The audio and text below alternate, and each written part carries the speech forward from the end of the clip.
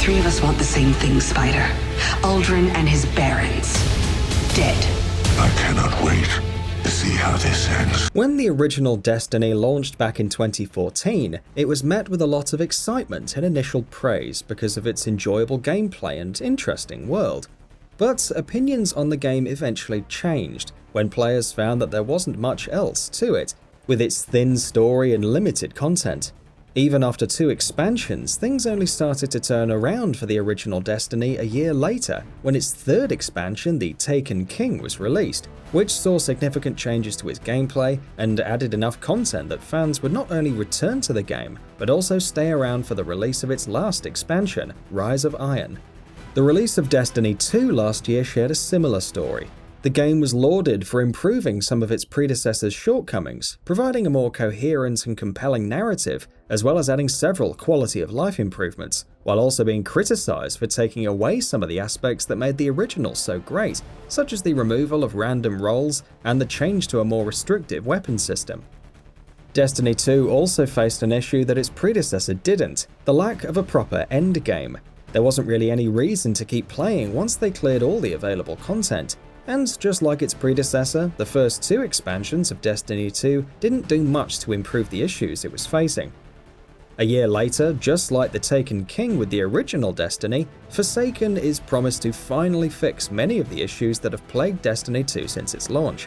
And while I can say that it succeeds at accomplishing that, it also gives players so much more.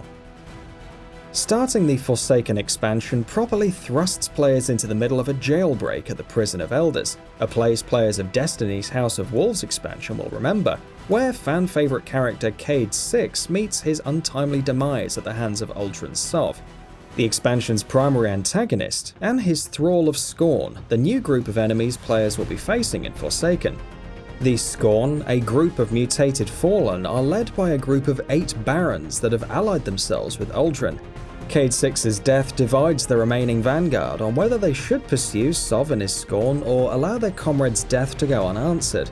Ultimately, the player takes on the quest for justice, or revenge, without the direct involvement of the vanguard.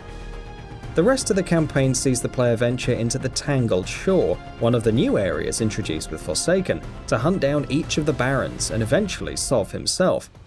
The campaign introduces new characters like fallen crime syndicate boss Spider, and the return of familiar faces like Petra Venge, both of which will provide the bulk of the missions for the Forsaken campaign. While most of the main missions in Forsaken, including the hunt for the barons and Sov, are held in the Tangled Shore, some of them lead the players back to previous areas such as the EDZ and Io. Players will also have the option to choose which missions they want to take that will lead to the barons themselves, and even have the choice of which order they want to take down the barons in, with the exception of their leader, the Fanatic, who the player faces last before taking on Uldren Sov, giving the expansion a less strict linearity without sacrificing its narrative. While players may mostly choose which barons they want to take down first, each has a recommended power level listed, but these aren't strict guidelines and players will be able to defeat them with even lesser gear with some effort. Each of the barons have unique and interesting characteristics and mechanics that players have to overcome, and I found that some weapons work better than others for some of them. 2 of the most interesting are the fights with the Rider, which somewhat forces the player to fight with a pike, and the Trickster, which leaves players guessing which ammo drops are actually traps left by the Baron. None of the Barons are impossibly difficult, but they each provide a distinct and enjoyable challenge for players to experience. The campaign of Forsaken is one of the game's best so far, with its engaging and compelling narrative. The death of Cade 6, something fans have known since it was revealed in the expansion story trailer back in E3, gives the player a stronger and more personal motivation to pursue the story much more than the usual Save the Galaxy arc. And while the revelations at the end of the campaign does bring the narrative back to something of universal importance, it only serves as a transition and backdrop to the other new area the expansion brings into the fold, which acts as its new endgame, the Dreaming City, which is set to solve the game's lack of a proper endgame.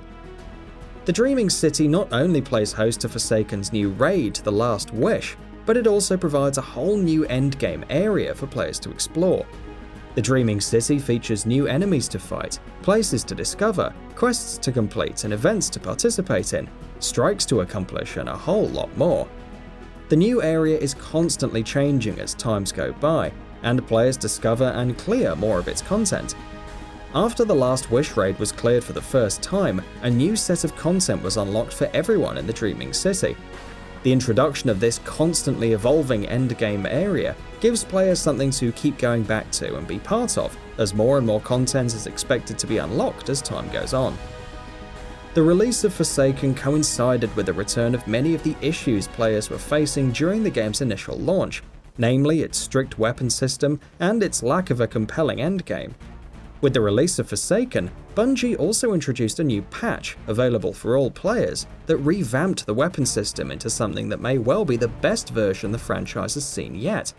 And while the new system may feel a bit confusing at first, especially for those who've gotten used to its previous iterations in both Destiny 2 and the original Destiny, it ultimately allows players a wider range of variety and flexibility that leads to a more engaging and exciting endgame.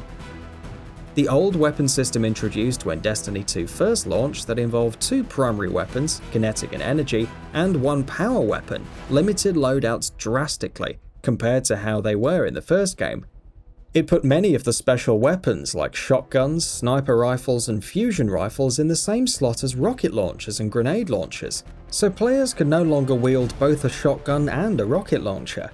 The new system keeps the same damage type slots, kinetic energy and power, and ammo types, but weapon types are no longer completely exclusive to certain damage types or weapon slots, allowing players to create some interesting mixes of weapons depending on their playstyle. Weapons considered as special, like shotguns and sniper rifles, can now also be used in the kinetic or power slot, provided that their damage type coincides with it. The same goes for the energy and power weapon slots, so players can potentially equip 3 shotguns or 3 sniper rifles if that's what they want. There's still some understandable limitations to the new system, which is mostly dependent on the roster of weapons currently available in the game. I've yet to come across a hand cannon that does power damage, making it equipable in the power slot, but it does allow Bungie to introduce some unique weapons, such as the just mentioned power hand cannon later on. The drawback with the new system though is that weapon types still use their corresponding ammo types. Shotguns and sniper rifles still use special ammo, or green, hand cannons and scout rifles still use the white primary ammo, and rocket launchers still use the purple heavy ammo. So if you do decide to equip 3 shotguns, you'll be stuck using the same type of ammo for all of them, which drastically limits the ammo at your disposal and leaving the other ammo types unused. This provides a somewhat soft restriction to the new weapon system, as it encourages players to find optimal loadouts that make use of all the ammo types. The other significant feature of the release of Forsaken brought back into the game is random item rolls. When Destiny 2 was first launched, it stripped away the random perk rolls that were present in the original game, and introduced weapons with static perks. This meant that getting a duplicate loot drop was meaningless, and took away a feature that was significant to the game's replayability. In Forsaken, random perk rolls have returned, and once again gives players an incentive to keep playing to hunt for that perfect roll, helping the game provide a better endgame experience than it previously had. Getting to the endgame of Forsaken isn't so difficult as well. Progression in Forsaken isn't as grindy as one would expect, at least until the player reaches power level 500, the game's current soft cap. I was able to steadily increase my power level just by going through the campaign and doing the occasional event, which provided a constant stream of better equipment. Apart from going through the questline that unlocked the new super and its accompanying abilities, there wasn't much additional grinding need to keep up with gear nor experience until I reached power level 500. Once players reach the end game, there's no shortage of content for players to tackle to reach the new power level cap of 600. There are now new weekly and daily bounties, along with the aforementioned new activities unlocked in the Dreaming City. While grinding isn't for everyone, the grind provided by Forsaken's endgame is what was crucially missing from Destiny 2's initial release. The new activities, partnered with the new weapon system and random perk rolls, have given the game the proper and enjoyable endgame that dedicated and even casual players would keep coming back to.